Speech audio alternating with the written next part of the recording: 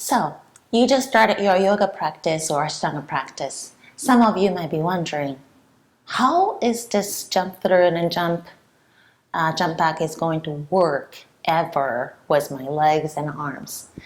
Maybe you're wondering your arms are too short to ever do the jump through. And then I thought of that too. I've been practicing towards it, and then I've been modifying to fit Ashtanga into my body, into my practice. So I'm going to share those with you, so jump throughs or jump back are not going to be something that stop you or prevent you from practicing Ashtanga. So what would it look like in my practice, which is not perfect in any form, is like this. Inhale to lift. Exhale, jump back. Inhale. Exhale. Coming through to seated. Inhale. Seat. So, what you can do, one option is just practicing getting really small as much as possible. So a lot of times people think, okay, my arms are too short, so let me use blocks underneath my hands. And I actually don't recommend you doing that, because if you use blocks to lift, you can probably lift your legs. But when you jump back, you have your blocks underneath your hands. And at that point, it makes it very difficult for you to do a safe chaturanga. So it would look like this. Having the blocks just to lift up. Absolutely easier because you have longer arms now. But when you jump back from this point, you cannot do a safe chaturanga without hurting your shoulders, right? So what you can do, put those blocks aside. Instead, let's start with coming really as small as possible by pulling your heels towards your butt and pull your knees in. And to do this, you're going to use your core, curl your tailbone under, pull your knees in, and pull your knees together. Now, if this is not going to happen because of your legs are tight, hips are tight, that's okay. You're just going to work towards that. Okay, so you're going to pull your knees and pull your heels in. Get as close as possible. Pull your belly in. Use your core. And use your core to keep this position. Close your thighs towards your chest or work towards that. And move your arms towards the front and down. And pull your knees even more. And you're going to just gently press your mat away, pull your belly in, round your back even more. Let's stay here for 5 breaths. So if you're doing this, you're going to start to feel the tiredness a little bit in this inner thighs, core, because you're using those to pull your knees in. Okay? Close contact and pull your shoulders down. All right, so this is the first step.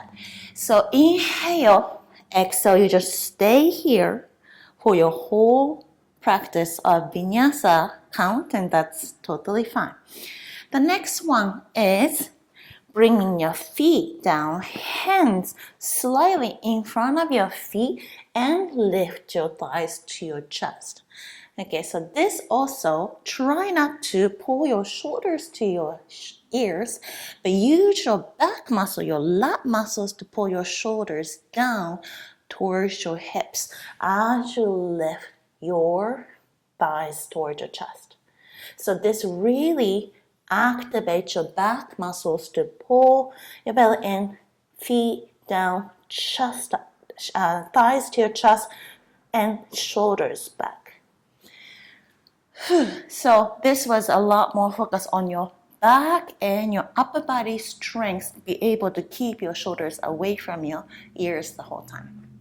All right, so the next one is just addition to that. You want to keep this with your feet back, and you can step back from this point to going into your chaturanga and downward facing dog. Right? So that's an option. And low Tolasana, so you're lifting your thighs to your chest without crossing your legs, is also really challenging, but strong, really good options to work on your upper body and your core.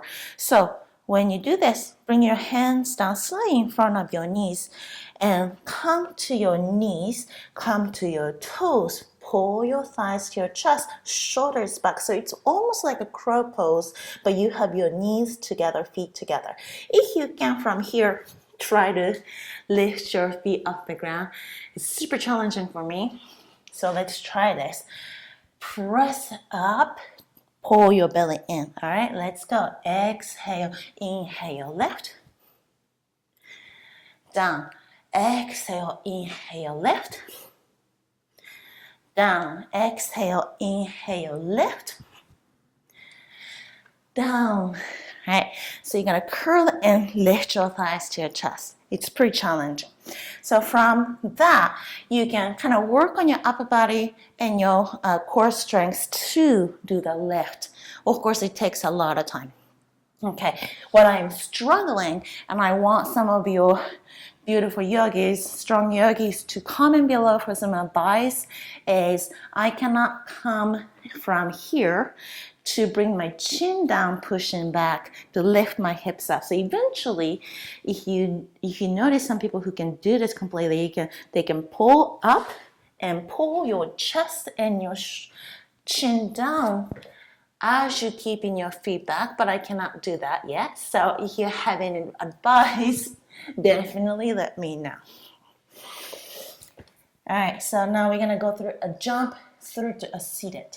So for this one, eventually you want to jump through by curling once again, rounding your tailbone under, scooping under to pull your thighs to chest as you cross.